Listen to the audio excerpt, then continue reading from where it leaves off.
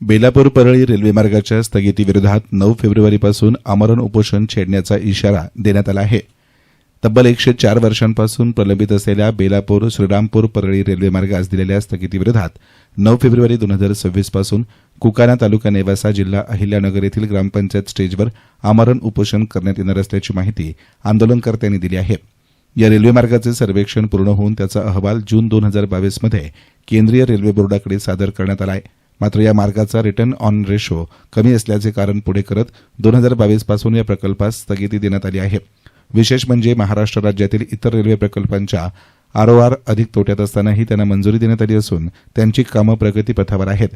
अहमदनगर, बीड, परळी, बारामती, लोणंद, फलटण आणि सोलापूर, तुळजापूर, उस्मानाबाद या मार्गांना मंजुरी देण्यात आलेली असताना बेलापूर परळी रेल्वे मार्गाचा आरओआर -2.55 असून महाराष्ट्र शासनानं 50% खर्च उचलण्याची तयारी दर्शवल्यास तो -0.87 इतका अत्यंत कमी होत असल्याचं निदर्शनास आणून देण्यात आलं आहे. या संदर्भात महाराष्ट्र शासनानं मार्च 2019 मध्ये केंद्रीय रेल्वे बोर्डास लेखी पत्रही दिले.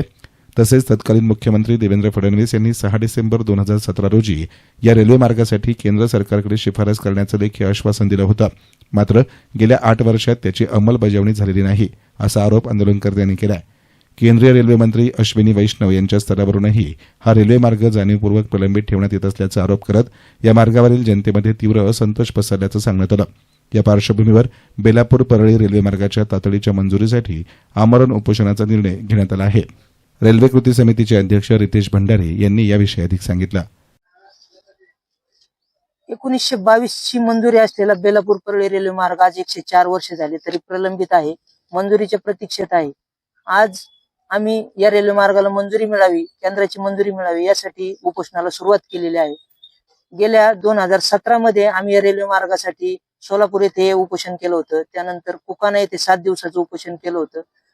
त्यानंतर डिसेंबर 2018 मध्ये 5 दिवसाचं उपोषण केलं होतं. ऑगस्ट 2018 मध्ये आम्ही मंत्रालय मुंबई येथे आत्मदहन करण्याचाही प्रयत्न केला होता.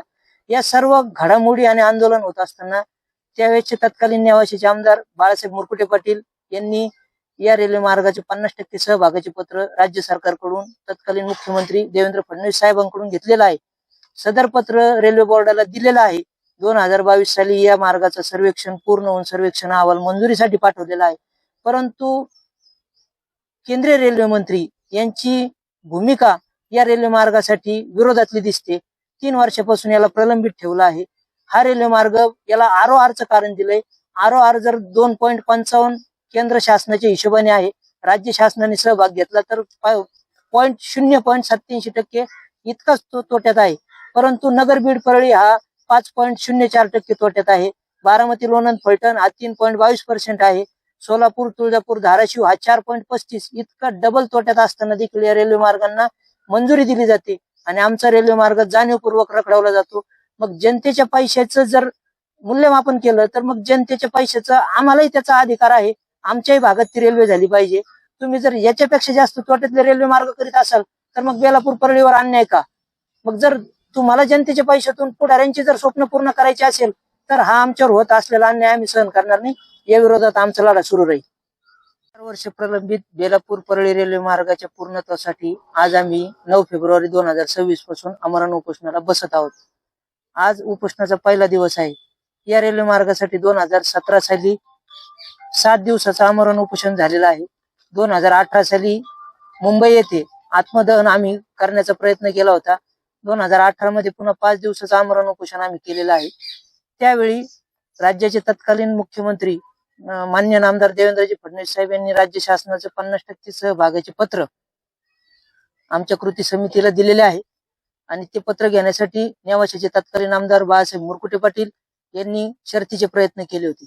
त्यानंतर हा प्रकल्पाचा सर्वे पूर्ण झाल्यानंतर 2022 साली हा सर्वे मंजुरीसाठी रेल्वे बोर्डाकडे पाठवण्यात आला. परंतु रेल्वे बोर्डाने आरओआरचे कारण देऊन याला स्थगिती दिली आहे. या स्थगितीमुळे 3 वर्षापासून हा रेल्वे मार्ग मंजुरीच्या प्रतीक्षेत अटकलेला आहे. परंतु शासनाने याच्यापेक्षा जास्त तोट्यात असलेले नगर, बीड, परळी, बारामती, लोणंद, फलटण, सोलापूर, तुळजापूर, उस्मानाबाद या रेल्वे मार्गाची मंजुरी देऊन त्यांचे काम प्रगतीपथावर आहेत. हे रेल्वे मार्ग बेलापूर परळी रेल्वे मार्गापेक्षा दुप्पट ते तिप्पट तोट्यात असताना देखील याला मंजुरी दिली. जर याचा आरओआरचं जर कारण असेल तर आरओआरच्या कारणात आम्ही तर बसतच नाही. पण आम्हाला जर त्या आरओआरच्या कारणात बसवत असाल तर मग हे रेल्वे मार्ग याच्यापेक्षा जास्त तोट्यात असताना कसे मंजूर झाले? मग हा आमच्यावर अन्याय नाही तर काय आहे? आम्ही हे सर्व कागदपत्र केंद्रीय रेल्वे मंत्री अश्विनी वैष्णव तसेच रेल्वे बोर्डाचे चेअरमन यांच्याशी गाठीभेटी घेऊन त्यांच्या निदर्शनास आणून दिलेले आहे. परंतु जाणीवपूर्वक त्यांना हा रेल्वे मार्ग प्रलंबित ठेवायचा आहे. त्या विरोधात आम्ही आज आमरण उपोषणाला बसलेलो आहोत. लोकप्रतिनिधींनी गेल्या ऑगस्ट महिन्यात हा प्रश्न तारांकित केला, डिसेंबर महिन्यात अतारांकित केला, आताही 4 फेब्रुवारीला तो अतारांकित केलाय. तिन्ही प्रश्नाच्या वेळेस त्यांनी फक्त फिरवाफिरवीची उत्तर दिले. रेल्वे मंत्र्यांना प्रश्न एक विचारला जातोय आणि ते उत्तर दुसऱ्या मार्गाचे देत आहेत. हे फक्त वेळ काढूपणा आणि लोकांची फक्त दिशाभूल करायची आणि खासदारांचं लोकप्रतिनिधींचं समाधान करण्याचं हे काम चाललेलं आहे. त्याच्यामुळं आम्ही लोकप्रतिनिधींना ही बाब निदर्शनास आणून दिलेली आहे. आज आमचे शिर्डी लोकसभा मतदारसंघाचे वाकचौरे साहेब हे रेल्वे मंत्र्यांना भेटणार आहे आणि त्यांनी 4 फेब्रुवारीलाच या उपोषणासंदर्भात पत्र रेल्वे मंत्र्यांना आणि पंतप्रधान मोदी साहेबांना दिलेलं आहे. कसं आहे, आता पाठीमागच्या काळात नगर उत्तरेचा 2 प्रकल्प, महत्वाकांक्षी 2 प्रकल्प होते. एक शहापूर घोटी विशाखापट्टणम राज्यमार्ग आणि बेलापूर परळी रेल्वे मार्ग. या दोन्ही प्रकल्पांचं बळी देऊन कल्याण विशाखापट्टणम राष्ट्रीय महामार्ग करण्यात आला. बेलापूर परळी रेल्वे मार्गाचं बळी देऊन नगर परळी रेल्वे मार्ग करण्यात आला. रेल्वे मार्ग हा जनतेच्या सुविधेसाठी असतो, परंतु यांनी फक्त राजकीय पुढाऱ्यांच्या इच्छेपोटी आणि त्यांचे स्वप्न पूर्ण करण्याकरता जनतेच्या पैशाचा चुराडा करून हे रेल्वे मार्ग उद्ध्वस्त करायचे आणि तिकडचे चालू करायचे. हो, गरज आहे ना जन आंदोलन. आता आपल्या शेजारीच नाशिक पुणे जो रेल्वे मार्ग आहे त्याचा मार्ग ज्यावेळेस वळवण्यात आला केंद्रीय रेल्वे मंत्र्याकडून, त्यावेळेस अकोले आणि संगमनेर तालुक्यातील जनता रस्त्यावर आली आणि ते रस्त्यावर आल्यानंतर सत्ताधारी आणि विरोधकांना एकत्र येऊन त्या विषयाकरता लक्ष घालण्याची जबाबदारी घ्यावी लागली.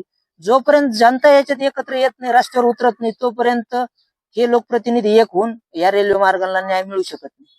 हा रेल्वे मार्ग मराठवाडा, पश्चिम महाराष्ट्रातील लाखो नागरिकांच्या सामाजिक आणि आर्थिक विकासासाठी अत्यंत महत्वाचा असल्यानं केंद्र सरकारनं याबाबत तातडीनं सकारात्मक निर्णय घ्यावा अशी जोरदार मागणी करण्यात आली आहे. ईस्टर्न मीडियासाठी प्रतिनिधी मंगेश निकम, नेवासा.